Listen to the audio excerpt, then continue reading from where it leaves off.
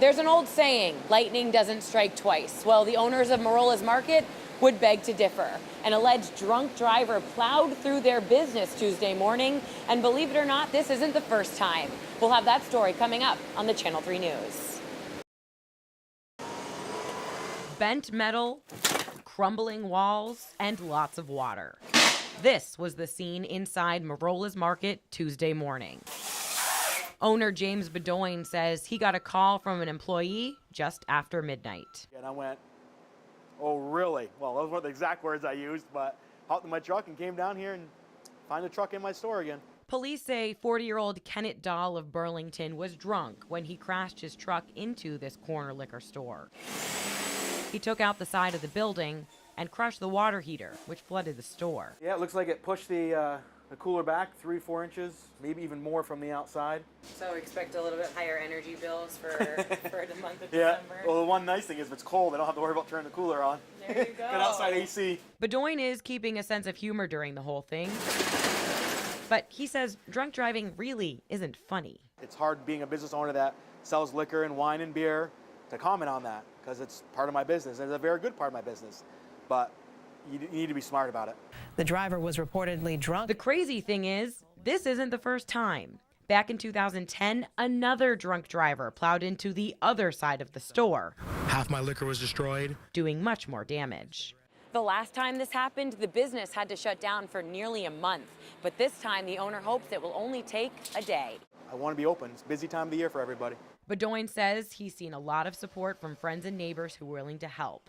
Luckily, most of the alcohol in the cooler wasn't affected by this, which represents a significant part of his business. Here we go.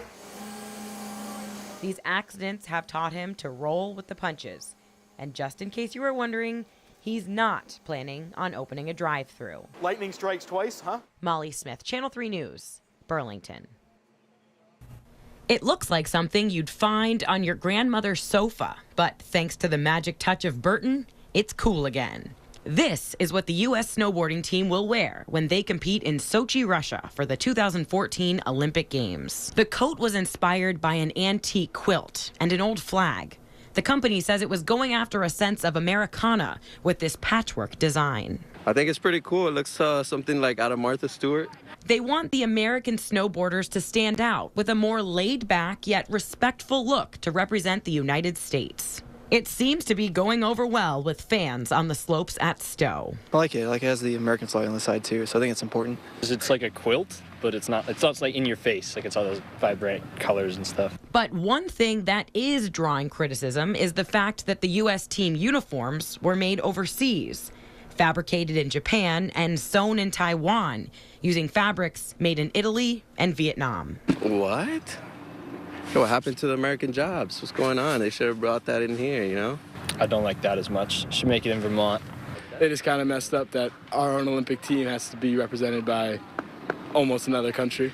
Senator Bernie Sanders has championed Made in America products, leading the charge to make sure items sold at the Smithsonian in Washington are made here. He had this to say about Burton's uniforms. Vermonters are proud that Burton designed the uniforms for the U.S. Olympic snowboarders right here in Vermont. But the U.S. Olympic Committee must be held responsible, making certain that uniforms worn by American athletes are made in America. Burton says the design and comfort are key for these uniforms, and they went with materials they know work.